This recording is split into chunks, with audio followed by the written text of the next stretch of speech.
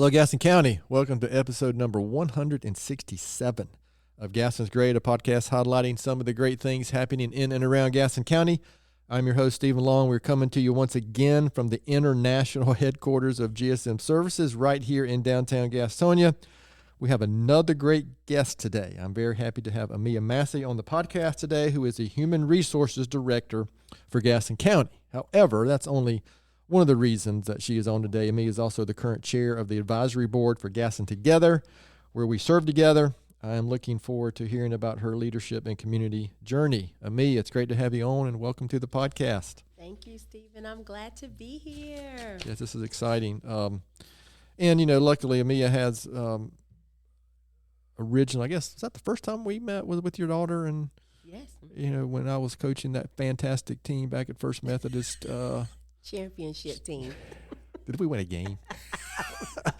So yeah, when our girls were 7 or 8, and we were playing on the youth sports program at First Methodist Church, and I'll just leave it at that. So, Amia, we'd like to get started real quick, just for our listeners. Just tell us a little bit about yourself, anything that you'd like to share. All right. I am originally from Charlotte, North Carolina. My mom is from Gastonia, and I know she was a good lady. Yeah, and so I graduated from Davidson College, started work as a social worker in Lincoln County, and then moved to Gaston County, and our church is here. And so once I got married, my husband said, well, he's always worked in Charlotte. We'll go to move close to where we go to church and where you work. So he gave me that so I didn't have to travel far. So we've been here since that time, and love our community. We have 4 kids, 2 older.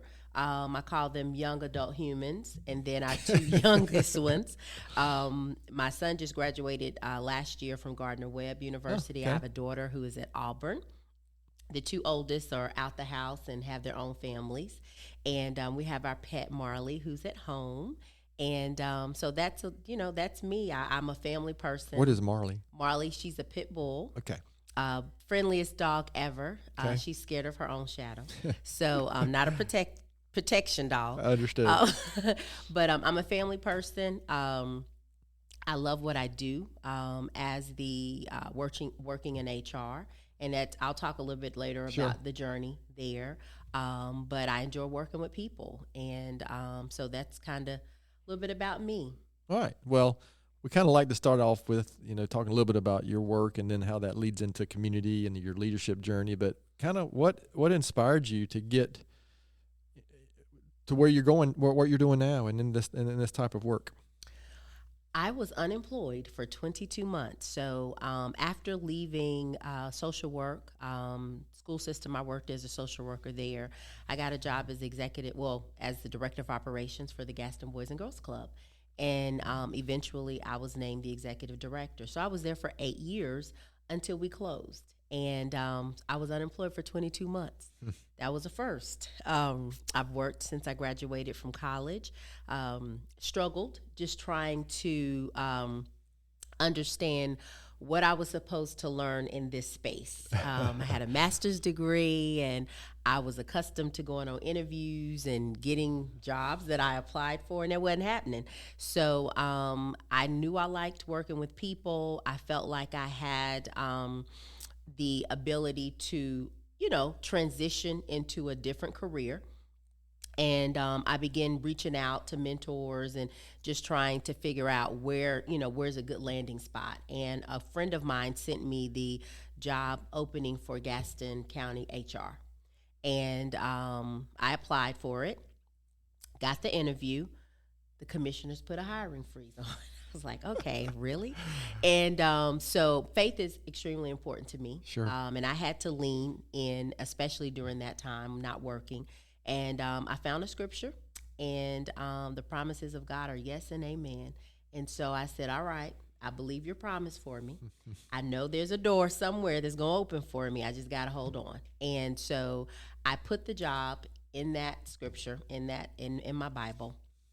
And I said, well, hiring freeze, let me just keep doing. So I was a sub, a permanent sub at Ashbrook High School. ninth grade biology. Don't know why they put me there. However, that's where opening was. I do not do science or any of that, but we had a great time. Oh, good. And my experience from working at the Boys and Girls Club, again, and one thing about leadership, you learn how to transfer your skills Sure. and use those skills in different places. So my work there helped me to really manage the classroom and deal with some of the things that came up there. So I was doing that, working at Bath and Body Works. And I got a call back to check in on the job, and Pam Overcash, who ended up being my supervisor, said, well, they've lifted the hiring freeze, but I need to bring back in the final candidates. I'm like, really? Can you just not tell me if I got the job? And so she said, because it's been so long. So long story short, I came back in for an interview and ended up getting the job as an HR coordinator. So that started my career with Gaston County. And I want to say I was not the most qualified. And I think this is important for people when you're looking for work or you're feeling like you want to change industries. There was a person that interviewed who was a VP in HR. There was a person that interviewed who was an HR manager. And here I am from a Boys and Girls Club. Yes, I had experience and qualifications around certain HR functions, but that wasn't my career. However, I was able to go in and speak to the skills and abilities that I had, what I was going to bring to the team, and basically sell myself that I know I can do the job. Whatever challenges I was going to have, as long as I'm taught and I know expectations, I'll be able to, do what I need to do. And one thing she told me, which has always stuck with me, is as long as there's willingness and desire, then I can teach you what you need to know. And I believe in that. and I use it now when I'm interviewing and I'm looking at candidates. They may not have all of the qualifications, but if they have the willingness and the desire, then we can ensure they have the competency part, the skills that they need, and the knowledge piece and all of that to be successful. Oh, wow, what a great point. So, yeah, and I think that's been our experience too here is we can train the technical pieces of our jobs if they're have a good attitude, willingness to learn. I'm not sure ambition is the right word, but just, that drive to get better. And so, yeah, what a great lesson there. So, we love talking about leadership, tying it into our work, tying it into our community. So what would you describe some of the leadership lessons you've learned along the way? Because you kind of described some ups and downs there, and here we are at it's got to be the peak of your life now, right? Being on the Gaston's Great podcast. Yes, I mean, it is. So it's just something that you've learned along the way, which you already shared a great one. So, don't take everything personally. Ooh. Don't take situations and things that happen as a personal attack. Busyness doesn't necessarily mean you're being productive, you're effective, or you're meeting expectations. We can be busy doing the wrong things or the right things. However, are we focused on what we should be focused on? And I recognize I've had some missed opportunities when I did not see issues or identify them early enough because I maybe was busy doing other things or my focus wasn't where it needed to be. And so there were some problems and things that were created or developed. I had to initially eventually handle them. However, I attribute the busyness part of it. Oh, I'm always doing something. I'm, doing this, that I wasn't focused where I needed to be focused. And then don't avoid what's uncomfortable. And so I have learned to get comfortable in uncomfortable situations and don't try to ignore when issues come up and things need to be addressed. Definitely don't avoid the tough, hard conversations. If you need to have a conversation, have it. And because when you don't have it and there are issues, it just allows them to continue to fester. They don't typically go away. Yeah, that's right. It's going to be there. Yeah. Wow, so you covered a lot there. There's two things that jump out at me. First, your very first one, don't take things personally. That's hard, isn't it? I mean, there's a great book, if you've ever heard of, if you're a reader, called The Four Agreements. And, man, one of them is don't take things personally. and I think another one is don't make assumptions, maybe. Yes. Those two go together, in my opinion. But yeah, I shouldn't say I love to take things personally. That's a personal attack on me, right? Yeah. It's so easy to get pulled into that, especially the world we live in today. It just seems like there's so much, I can read something online that happened across the world. Oh, they're talking about me. Well, and when you're trying to do what's right, or ideas, I talk with my team all the time. I believe in a feedback culture. And so that means I'm going to ask how I need to improve, right, the areas that, how can I support you more? But you don't always know what you're going to receive, what you're going to get. And so if I put myself out there, I can't take it personal because they've given me some feedback that may be a little hard to swallow. Right. And it could very well be true. It's true, at least from their end, their perception. And so how do I handle that? How do I acknowledge, what they've said and listen to it, and then make appropriate changes if necessary? I can't take it personally. I can't, because if I do, then I'm going to respond or react out of my feelings. And you won't get any more feedback. Exactly. Or not honest feedback. Exactly. There's another similar great book called Radical Candor. I think that's the name of it. And it talks about, that good leaders have to be able to give that feedback and be candid with their teams. But that's a two-way street, though. Right. The best leaders are willing to take that information back and get that same feedback back and just accept it for what it is. And not feel like you got to defend. Right. We say feedback is a gift. Yeah, thank you, right, is the appropriate that's right. answer. And that's easier said. It is. It's easier said than done. Yeah. I got some from my boss last week, and I've been reflecting on it. I have not talked with him since then, but I had to actually tell myself, Stephen. Matter of fact, it was this morning. I was doing my devotion and praying, and I had to recognize that the feedback that was given, I held on to it a little too long, and I had to shut down the narratives that I was creating and just accept it. Like, I had to tell myself, don't take this personally, step back from it, and I'm going to go back to him because what the feedback he gave, I want to make sure that I understood it, so that way, if adjustments need to be made, we do that. But I had to talk to myself. Like, I recognize, you've held on to this a little long. Well, I know I've learned this about myself, is that when, let's say I'm getting feedback, and I'm pretty sure that maybe they're misunderstanding or off, it doesn't bother me. When I really get mad is when I immediately know they're right. I don't know. I'm like, ugh. I mean, that really gets under my skin more so than when I don't believe it initially. But that happens with my husband. He gives me feedback and he's right. I hate to tell him he's right. Oh, yeah. I'm not going to go there.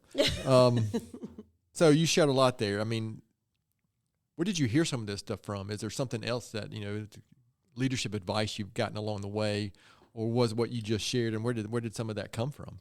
A lot of that came from experience, right. Gotcha. which I believe is the best teacher. Best leadership advice, I think one of the things, so my son, he was going to Lingerfeld Elementary, and he was running for, I think it was secretary. Okay. And I was talking to Pam about, we need a slogan. And she said something, and it caught my attention. Do the right thing because it's the right thing to do. And I was like, oh, that's it. That's his slogan. And we did. He ran off of that. Special K, because his name is Kendall. And so Special K, and something, do the right thing because it's the right thing to do. But I've held on to that because that's what she shared with me when it came to the work that we did. And I understand the importance and the value in what we bring to the organization. And we're the heart of the organization. So, there are times where we may want to do one thing. However, is it the right thing to do? Is it just because it's easy? Is it the easy thing to do? Or is it the right and the best thing to do? And so I've used that to really govern how I lead, even with our team. Sometimes the easiest thing is to send an email, okay, but have we had 4 or 5 emails going back and forth? Let's pick up the phone and call. Sometimes we need to have a face-to-face. We love these virtual Zoom meetings. Yeah. It's easy, it's convenient, but sometimes everybody needs to be in the room, and we need to be around the table. When it comes to decision making, I'm always led by what my values are, and I believe in the values of Gaston County. If I didn't, I wouldn't work there. That's important to me. I believe in we value people, we value our employees, the accountability, quality in our relationships, and our resources. I believe in that. And so because I do, it aligns with what my own personal core values are. I believe in doing what's right. And sometimes, you may be put in a situation where you're questioning, is this right? You're questioning agendas, you're questioning motives. And I just have to make sure I don't get caught up in, everything else that is going on externally. And I make sure that, from a compliance standpoint, what does the statute say? What does the policy say? And what is the right thing to do, as it relates to what's best for our employees. Our employees come in every day, and we're providing a service to the community. And we should be serving our community and our citizens in excellence. And so we've got to make sure we have an environment. I believe in creating that culture of excellence. We got to have a culture that supports them in the work that they do so they can go out and do their jobs and be successful. So, it's sometimes doing the right things means you're by yourself. Leadership can be a lonely place. Knowing who to trust. I went to Harvard a few summers ago. I had the opportunity to study there with an executive leadership program. And one of the things that I learned about was having sponsors and champions. And every, organization, you want to have somebody that champions you and champions the work that you do. Those are the people that, provide opportunities, or they'll speak up and say, hey, I think this person can do this. Your sponsors are the people that talk about you in rooms that you're not in. So you may not ever know that individual has even mentioned your name. When I think about my leadership, I'm a sponsor and I'm a champion. But I believe in, talking about and giving opportunities to people. Also making sure that we're doing right to provide the resources that people need to be successful. I don't believe in gatekeeping, keeping and holding back information and, that tags, titles, that's never been a big thing for me. When I introduce myself, I say, hey, I'm Amia Massey. I work in the HR department at Gaston County. I get on the elevator with new employees, and they're like, hey, how you doing? And I never tell them who I am. And then they see me again. Oh, they see an email. You're the director. You're in charge. And it was like, I work in HR. That's good. Yeah, I agree. That's good. And so when you kind of remove those barriers, then you can build relationship. And I think in doing that, you try to do what's right by people. So those last two answers to those first two questions, that could be like a TED Talk, Amia Massey TED Talk. That was good stuff, Amia. But kind of as we're moving on, I mean, you covered a lot there. I know you're not just through work, but you've probably been exposed to a lot of things through work, but I know community plays a big part for you. Gaston Together, church, just and other things, the civic engagement leadership, all that. Mm-hmm. So how does that play in your work and your kind of personal mission? I mean, because everybody doesn't do that. Mm-hmm, everybody that's here in Gaston County doesn't get involved in other things. So how does that all play in your mind? So, you mentioned civic engagement leadership. That's really, I'll be honest, I was here in Gaston County, but I was focused on my kids. I went to work, I went home, and that was it. That's a lot. It is. It wasn't until I was part of civic engagement leadership, which is sponsored through Gaston Together, that I really learned more about Amia. It is an experiential program. It's a leadership program, but it's you learn about yourself. If you come in with an open mind and the way that the sessions and exercises are done, you don't leave the same. It was transformational for me. And one thing I committed to do after that program was be present. Because we all had to talk about what we were, and I just said, I need to be present. I need to be more present. Present as it relates to my children's school.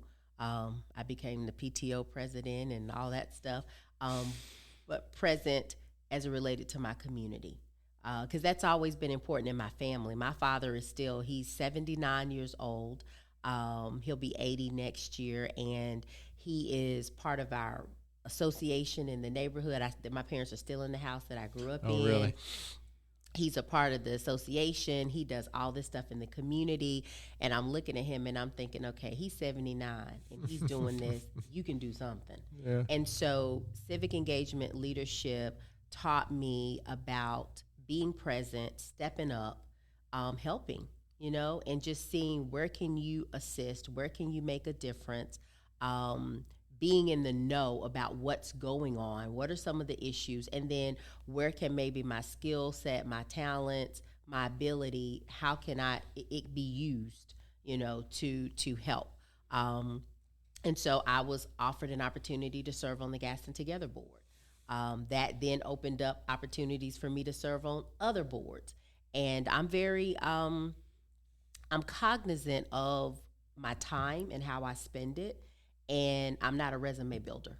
So it's not about, I got to have 20 boards behind my name. Wherever I'm serving, I want to make sure I'm serving. Yeah, it's easy for that to get out of hand because organizations are dying for quality people like yourself to get involved. So I take that into consideration. Oh, sure. It's and important. I want to make sure that it's something that does align with, my values and who I am and the things I'm interested in. And so with that opportunity, I became involved in different boards, and I've been able to, be a part of some amazing work in the community that I'm excited about. And I'm constantly saying, okay, God, where else or what more can I do to serve? Because I believe in servant leadership, and I believe we're here to serve others. And it's not just about being served. And we know what Jesus said about that, but it's about us serving others. So how can I do that? How can I share what has been, given to me, what's been poured into me? How can I pour out and, impact, inspire, influence? I believe that we should use our influence in a positive way. Sure. And so how do we use that influence to help others, to open up doors for others, to unlock, those opportunities? All right. So work, family, community, leadership, church, putting all those things together, is there something that stands out that, gosh, you're most proud of seeing occur, or that you were involved with directly, indirectly, through an organization you were involved with? Or it could be anything, professionally, personally, something that stands out?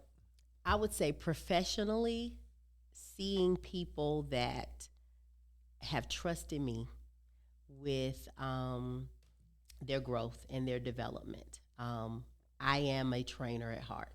I believe in developing people and giving them the tools they need to succeed. I get excited when someone has taken on a stretch assignment, and I know it's pulling everything that they have in them, but I'm walking along with them every step of the way, and to see them achieve that success. So employees that have worked for me that have been promoted, those who have taken on, sometimes I have these weird ideas. And so the team is like, oh, here she comes.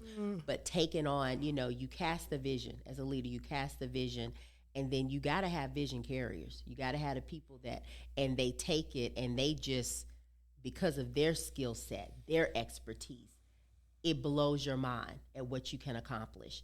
I don't believe I know everything. I know I don't. I'm going to tell you why I'm successful, because I hire the best people who are smarter than me. And I don't mind that at all. I'm around the table. I'm like, they know. People ask, talk to them. They're experts. But that's important to me to have. I want to have 100 Amias around. No, we need to have the different perspectives, and we need to have the different, even to people who are, what do you call them? They resist. You know, I learned in a training class. The resistors aren't the people that you avoid or ignore. No, you got to listen, because sometimes they have a lot to say, and maybe there's a variable or something we haven't considered, and why they're resisting it could be a big deal. Get to the root of it, but don't just leave them out. So I just I'm proud of those who I've seen grow, who have gone on to do great things. Some of them have left to do those great things because we didn't have opportunities in house. I'm okay with that too. Like I don't. I'm not one of those where you are with me and you just got to stay here. Yeah. Because if I don't have opportunity, and that's what you're seeking. Yeah, if you want somebody to grow, you gotta walk that walk, right? Yeah, and I want you to get there, and yeah. I'm gonna be there supporting you. And my family, we have this thing. We're 10 toes down. We're in it. We got your back. That's me. So if it means that there's an opportunity that opened up in another department or even outside the organization, I'm gonna do whatever I can to help you achieve that goal. So that's what I feel is an accomplishment when I see people, they're growing. I need people who gonna take my job, So I'm not intimidated about that. You know what? If it's time for me to go, that's great. We want to make sure we got the next person in line, ready to take on. I think the role. hardest leadership lesson for most people, including myself, is training your replacement. Yes. Is ultimately what the job of a leader is. Mm-hmm, is developing mm-hmm. more leaders, That's and it. that can be a little scary Mm-hmm, mm-hmm. because because either they're going to replace you or you're going to grow them and they're going to go potentially go somewhere else if your organization isn't growing Mm-hmm. enough, and that's hard. So that's a great that's a great perspective and great lesson. And if I want to paraphrase it, and I think that's our view of HR too here, and just in general, it's advocacy. Mm-hmm. I can't say it. I probably can't spell it, but that's what I think HR should be about. It's development and advocating for the team members, That's right? right. And Mm-hmm. and oftentimes I hear HR is to protect the company. I'm like, well, okay, but that's really not. It's a part Yeah, of it, but I don't think that should be first. Exactly. Yeah. And when you think about what is the priority, I teach lead from your seat. So leadership isn't about the title. It's you don't have absolutely. to have that title, but lead from your seat. And so how do we put initiatives and programs in place to teach people what the skills they need? I found that we promote a lot of people with the technical skills. They can do the job, but you and I both know it. The more you move up, the less you're doing as it relates Correct. to that job. And so the soft skills is what's important. And that has been my focus with my entire team. Whether you want a supervisory job or not, I need you to have those soft skills and how to deal with people, how to talk to people and build relationships, those kinds of things. So I just believe people can lead from where they are. And I'm most proud of us creating that kind of culture within our department as well as organizationally. All right, well, that's good stuff. Professionally, personally, what is there something that you look back on and boy, that was something that was a key factor in your overall success that you look back and say, wow, or is it just what you've described? I would say a key factor, honestly, during the unemployment time, because me learning about myself and the fact that you don't always get what you want. It's not, my time. I learned patience. I learned how to embrace every moment during that time. And I learned what it meant to truly go through the challenge, go through, the process. And it's helped me in my leadership because when I've had difficult moments, I just have to sit for a few minutes and think back to, okay, what did you do during this time? Experience you can pull from, right? Exactly. Yeah. Yeah. as a Christian, I guess the whole you might not get what you want, but you probably get what you need in this moment. Yeah, I don't like that. Mm-hmm. No, it right. And you want to borrow, you want to negotiate. It's like, probably really? true. I don't do that. I mean, it's like when there's moments I think God's talking to him. I don't want to hear it right now. That's just He has a sense of humor. I'm glad about that. Oh yeah. Tell me about it. What's next for Amia? What's next for your industry, your community? How do you see what's next for our community? Just the things that you touch and you're involved with, and maybe even, HR is one of those things that it just touches everybody, or it should. And maybe what's new and going on in the HR world, but that's kind of a big, broad question. Okay. But so I'll break it down for what's next as far as internally, our team, we've been going through this process improvement. So we're working with Janet Schaefer, our director of process improvement, and I'm sure the team is probably tired of me at this point. If nothing else, Stephen, my legacy is going to be when they come in, we're going to have systems in place for us to be effective and for us to be more efficient, and just changing dynamics of our work. I have great team, great staff. And so we've been going through, just looking at some of the things that we're doing. Because, we get caught up in, that's how we've always done it. Oh, yeah. And they know I don't want to hear that. That's a difficult phrase for a business. Yeah, that's how we've always done. Well, why are we doing, and I'm asking all these questions. So we've been doing that internal work. And just cleaning up some things and, trying to go paperless and just all these great things that's going to help us to be more efficient and effective. As far as the HR industry, and I believe all of us struggle with this, SHRM, if you look at SHRM, they'll say, hey, top priorities or issues is engagement and retention. We're working to ensure that we have an engaged workforce. Everybody's not going to always like what they're doing or aspects of their job, but we want them to have some satisfaction, have achievement, be recognized, feel valued. And so how do we create a culture and how do we create a workforce where it's healthy and it's productive, and that people have the resources that they need? People feel heard and they feel valued. And so we do a workplace culture survey, and this fiscal year we're focusing a lot on the results that we got from that. And just, working with departments, partnering with them to put some action plans in place to address where some of, there may be some issues that came up. But also, these are some things that we were able to do as a result of the feedback. And we've implemented a comp study, and the commissioners approved some great policy for us. So I'm excited about that and the work that we're doing. We have a supportive county manager and his team, and they're supporting this work. He's getting involved and going to, be having conversations with staff, and we're going to put some fun things in place for people to actually connect more with the executive team. There's a desire, for them to be more integrated into, hey, what everybody is doing, be more visible. So I'm excited about that. And again, that's where all these ideas, stuff comes up, and it's like, okay, slow down a minute. But that's the industry. As it relates to the community, we have some great issues, some significant issues. Sure. And I will say this, it's not one entity or one organization that's going to be able to solve it. Right. I'll tell you what I would like to see. I would like to see us as community organizations, as nonprofits, even the business community, for us to collaborate more, to have more discussions about how we can work together to solve some of these issues.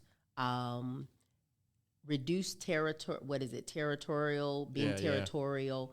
This is my initiative, my project, but how can we come together? I just believe that, in numbers, we can do more significant work than just one individual entity trying. You've used the word effective multiple times. I think that's a great word in concept, because what are we trying to accomplish? You got to be effective with that, not just, and you even mentioned, busyness doesn't lead to effectiveness. Exactly. Not necessarily. Yeah. And I think, a lot of us have all these different initiatives and everything, but at the end of the day, again, this is a term I learned from Harvard, what's ground zero? And sometimes we got to get back to the basics, and we got to make sure we have the foundation and the structure in place. So for our community, I would love for us to really, I just put forth a concerted effort to have the stakeholders who need to be around the table as it relates to the issues that need to be addressed. And we come open-minded, and we come recognizing that we all come, when we come to the table, we bring who we are. We bring our experiences, our own personal values. We bring what we think is right. However, it goes back to what I said, but is that the right thing to do for this situation? And be willing to have those conversations. But don't stop with the conversation. Do something. Right. And so, don't just hear it, right? The word, you got to do, be a doer. So what do we need to do, and how do we come together collectively to do what needs to be done? And we need the business community support. Sure. We need the resources, and not just financial, but we also need them at the table. There's some great organizations and businesses that have wonderful models, business models. And I think sometimes, when you're a nonprofit, you're small. It helps when you can have, those kinds of discussions and examples and, a framework for, okay, how can maybe we implement this? And so, that's what I would like to see. Just us kind of really looking at, and we can't solve everything. So what's priority for Gaston County? That might not be what it is in another city or another community, but what are our top priorities? What are the initiatives and things, the issues that we've identified we need to address? And let's put some solutions in place and begin the work to do that. You running for office? No, I'm not. Can I encourage you to run for office? That's one of those bucket list things. Well, I avoid politics, and actually that's the only thing I actually avoid talking about on here probably, but, I've said my piece. Mm-hmm. All right. I mean, this you have covered a lot of really good stuff. We're going to shift gears a little bit before we finish up, but is there anything that I haven't asked, that 22 pages of notes that you brought? Is there anything you want to make sure we... I know you have. That's been terrific. But I've also learned when people bring notes, if I don't mention it, they'll look back, I forgot to mention that. So that's one reason I'm asking. Is there anything that I haven't asked that I should have asked, something you want to get across before we kind of start to land this plane so you can get back to changing the world away from here? No. These are great questions. I think it's a wonderful topic. And, leadership, one thing I learned, it was a leadership, life lessons. General Colin Powell, he has a book, 13 lessons that he learned. I've read a super short summary of that. I've not read the book. And it's one, I can't remember the number of the lesson, but it basically talks about, and I'm paraphrasing, don't let your ego be so tied to your position that when your position changes, then that impacts basically who you are. Yeah. And that's just stuck with me. That's why it's I'm not at the about, top now. I've made it now, and I don't need to talk to. Yeah. And I don't ever want to get so arrogant, because I think there's a difference between being confident in who you are. And I tell my children, you be confident in who you are. Be confident in what you know. Don't get around a table or get in a setting and be afraid to speak up. Sure. Because someone knows more than you, that's okay. Ask questions. And so as a leader, that has stuck with me when I read it, because, I don't want, because I'm the HR director, that type, that I'm so tied to that if something happens, because I've been jobless, I've been without work, and then who am I now? And so it doesn't define me. This doesn't, right. Just because I'm the HR director, that's not all of who Amia is. I'm so complex, my husband would tell you. But I'm grateful for this opportunity. I'm grateful that I've been afforded this, opportunity to, be a part of a wonderful organization and grow with it. Because I took over during COVID. That was the scariest time in my life. That's when I learned. Yeah, because you weren't hired as the HR director, right? I was hired as an HR coordinator, Right. and I left. I've left Gaston County twice and come back. That's another story. I'll leave right, handle your business, and do what you need to do. They'll welcome Another you lesson, back. right? That's Yeah. another lesson. But yeah, I was hired as an HR coordinator. So when I took over as an interim director, it was COVID. Ugh. Yeah, what a strange time, right? It was, and we led the effort for policy and just all this stuff for the organization. And I had never done a business continuity that's when I was plan. chair of the board of Yes, Gaston Together. Yes, That was weird. it was a difficult time. I learned more during that time just about stuff that I never probably would have had involvement in. I mean, I had to work with public safety and the health department and all these people. You know, we had a COOP task force and just areas of work so many unknowns. Yeah. And so, you know, and that's what I tell people, don't be afraid. That's where I learned to be comfortable, you know, get comfortable being uncomfortable. Yeah. And still, you know, produce. Every day it was, my stomach would be in knots sometimes. I'm chairing these meetings. I don't know a first thing about, you know. Well, that's a good point. I mean, I've learned another good big lesson I've learned is, especially being involved in the community, trying to run a business, church, just so many organizations, that the collaboration is important because we don't know what's going on. Right. I mean, I'm exaggerating a little bit, but there is some of that, especially. I don't know I would get asked something here even during COVID, especially. What should we do? I don't know. This is unprecedented. Exactly. You know? Exactly. And but you bring up a good point. As a leader, it's okay not to know. That's exactly you know, right. Sometimes you have people think they just have to know. When I was younger, I didn't believe that, right. but as I thought I had to have okay. all the answers. Yeah, you don't have to have all the answers. That's exactly and right. sometimes the fun is actually going and finding the answer, because then you have conversations with people you never probably That's would right. ever talk But the to. good leader will go find. Yeah. And ask exactly. and search. And ask. Yes. That's it. Yeah, absolutely. Oh, wow, this has been good. Maybe we should transcribe this one into a book. So, you know, remember, Amia, this is a podcast about Gaston County. You know, well, not just Gaston County. We've done some surrounding area guests as well. But, you know, from your perspective, why, when we like focusing on good things in Gaston County, why would you say Gaston County is such a great place? Oh, well, I'll tell you this. I love the small town feel of Gaston County. I'm from Charlotte, and I always thought I wanted to be in a big city. When I graduated, I thought I was going to be an attorney. International law. I did internship in Philadelphia when I was in college. I traveled to Africa and, you know, did some different things, and I just thought, oh, I'm going to be an attorney. And so I wanted this big, you know, lifestyle, and I traveled here and there. And I honestly love living in, you know, and I say small town, but the thing is, we do great things, and there's so many great amenities and opportunities. It feels like it's just a unique spot at the moment for Gaston County. Yeah. Yeah. And we're growing, we're thriving. I love the local, you know, supporting the local businesses. And I'm going to throw out, you know, the Wandering Cup is right across the street from us. I can walk down to Peterville. I like, you know, seeing who we are and what we are becoming. And so it's been great for our family, you know, the connections that we've made. My husband and I are very big on going to different restaurants. So we went to a restaurant in Mount Holly, and I was like, oh, I've never been over here, you know.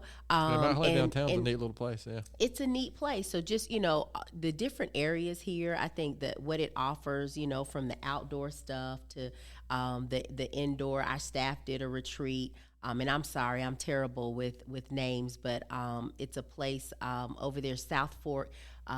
We painting, and we did painted ceramics and all. But it's little neat, unique things like that where you don't have to just travel to Charlotte, you know, to experience fun and you know, just, you know, having, whether it's family stuff or you want to have a night out with the girls. My girlfriends will get together. We love Nellie's, and, you know, we go in and the music and all that. So we just, for our family, you know, we like that small. It's big enough to where traffic getting terrible.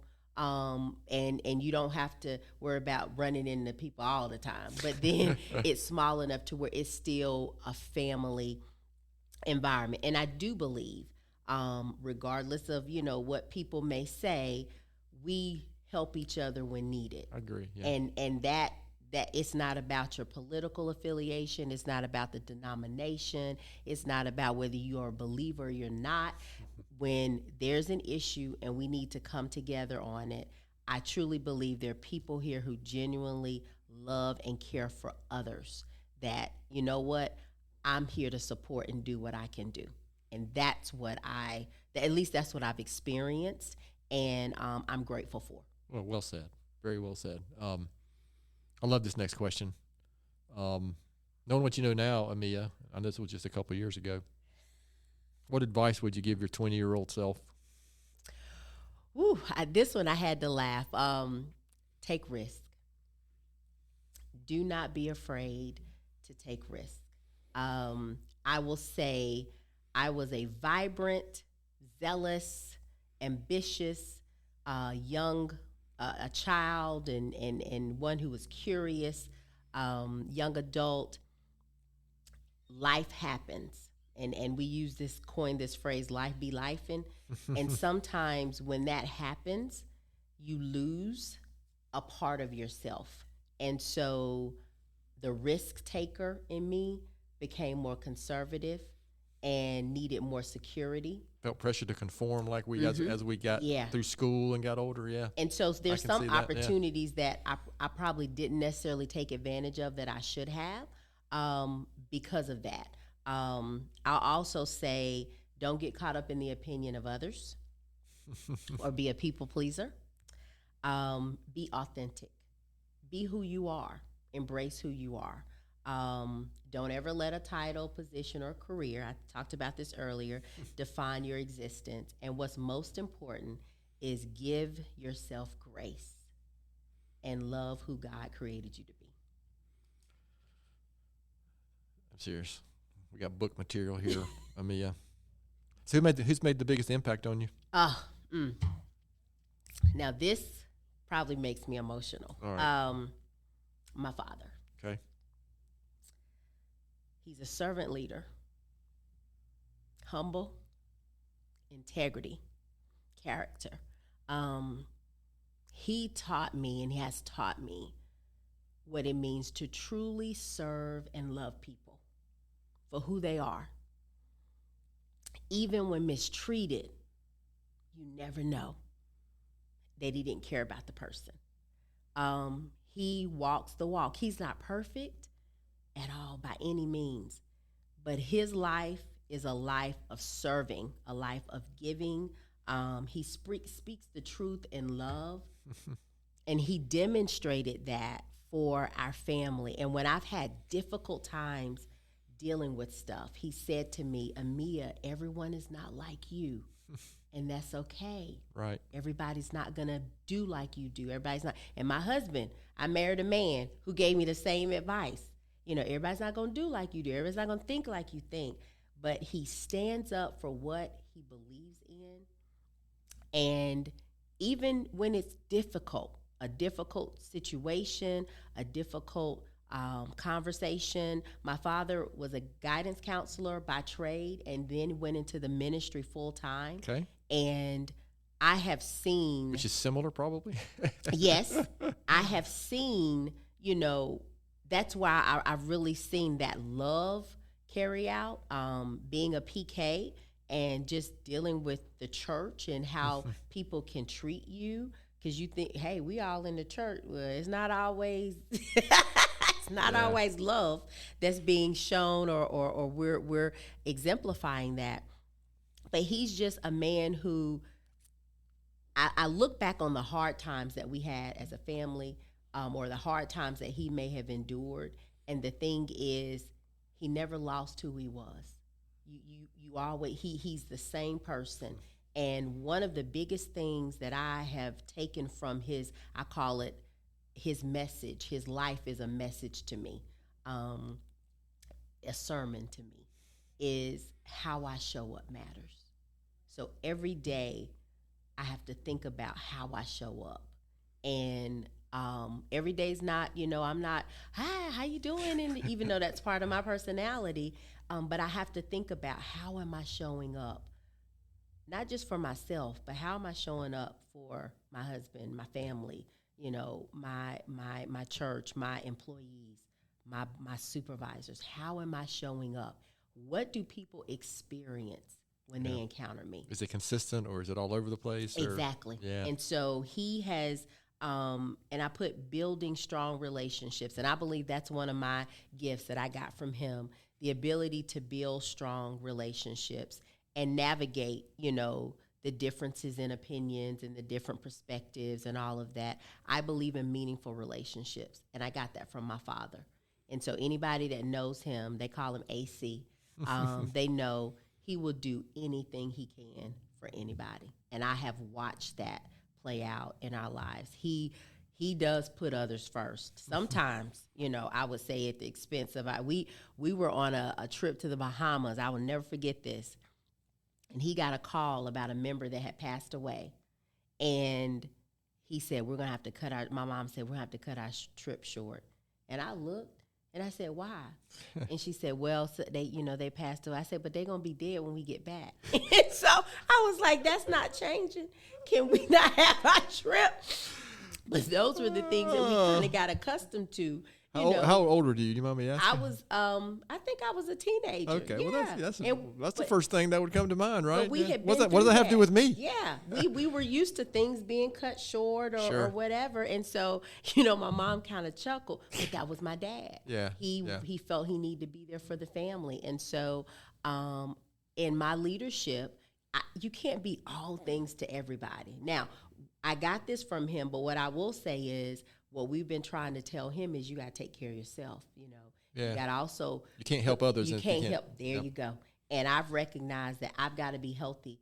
Both. That can feel selfish, though, is part of the issue with that. But and if you're going to keep pouring out, you got to also be able to be empty, to be poured into, and put yourself in positions where you're being developed and you're, building yourself up and taking care of yourself. So spiritually, mentally, physically, I'm making sure that I am taking care of, my whole being so that I can I can do what God's created me to do, and I can be who I'm supposed to be.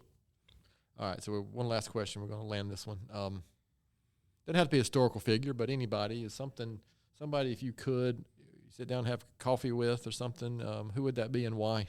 So I struggled with this one because it was so many. I have two, and I can just lump them together with what I want the conversation. Mother Teresa and Michelle Obama. Okay. Mother Teresa had a strong commitment to her faith. She sure did. And so how, in doing what she did, how do you maintain that faith? And because there was difficulty, she was praised and criticized. Yeah. And so being able to maintain that commitment to the faith, and Michelle Obama is just a strong woman to me, who exemplifies. It doesn't matter, again, your political affiliation, your color, whatever, race. She's a strong woman who is confident and been able to navigate in a world, in a territory, in waters. Wacky world. Yeah. That, regardless of what people said or did, she maintained who she was. So for both of them, how do you stand in the midst of adversity, in the midst of conflict, and, in even your successes, and embrace who you are, and stay on mission.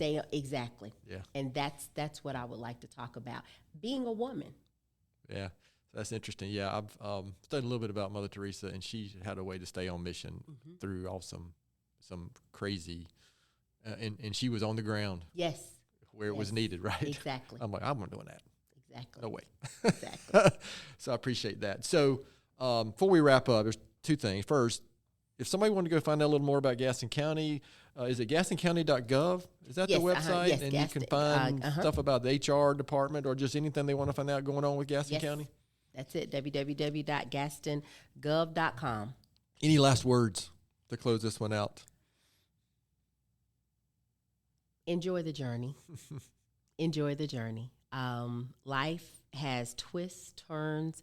It's a lot of plots and obstacles and hurdles.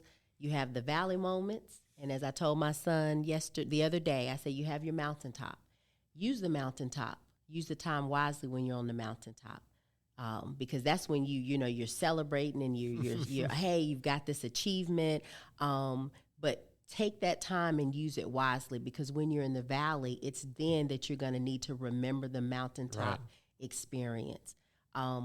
Every chapter is significant to your story. So don't try to move too fast. Don't forfeit.